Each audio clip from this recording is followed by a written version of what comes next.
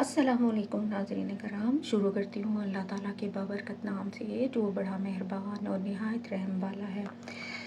حضرت عبداللہ ابن عمر رضی اللہ تعالیٰ عنہ روایت کرتے ہیں، جناب رسالت مآب صلی اللہ علیہ وآلہ وسلم نے ارشاد فرمایا، قیامت کے دن میری امت کے ایک فرد کو تمام مخلوق کے سامنے بلایا جائے گا، پھر اس کے اعمال ناموں کے 99 دفتر اس کے سامنے کھولے جائیں گے۔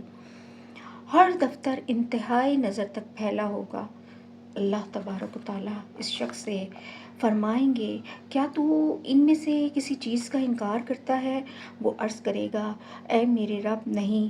اللہ تبارک و تعالیٰ اس سے پھر فرمائیں گے، شاید اعمال نامہ لکھنے والے فرشتے نے کچھ ظلم کر دیا ہو۔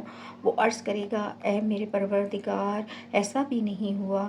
اللہ فرمائیں گے، کیا تیرے پاس کوئی عذر موجود ہے؟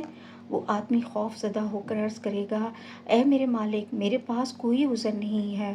اللہ تعالیٰ فرمائیں گے، لیکن ہمارے پاس تیری ایک نیکی ہے، آج کے دن تجھ پر کوئی ظلم نہیں ہوگا۔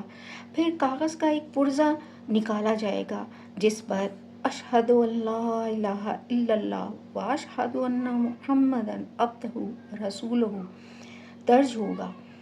اللہ ارشاد فرمائیں گے، یہ تیری اخلاص سے پڑی ہوئی شہادت ہے، جا اور اس کا بھی وزن کروا لے۔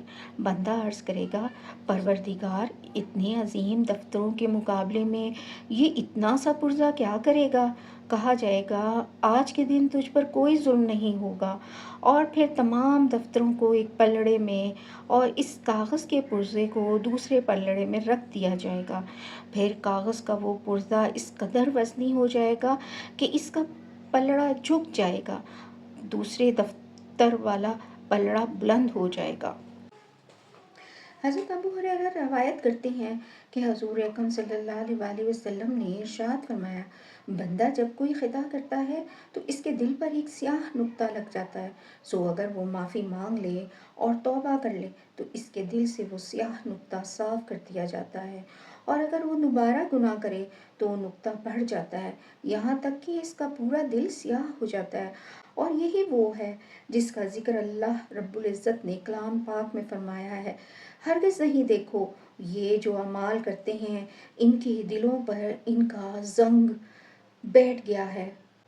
حضرت علی مرتضیٰ رضی اللہ تعالیٰ عنہ سے روایت ہے کہ حضور صلی اللہ علیہ وآلہ وسلم نے فرمایا، جو شخص ہر فرض نماز کے بعد آیت الکرسی پڑھ لیا کرے تو بہشت میں جانے سے سوائے موت کے اسے کوئی چیز مانے نہ ہوگی۔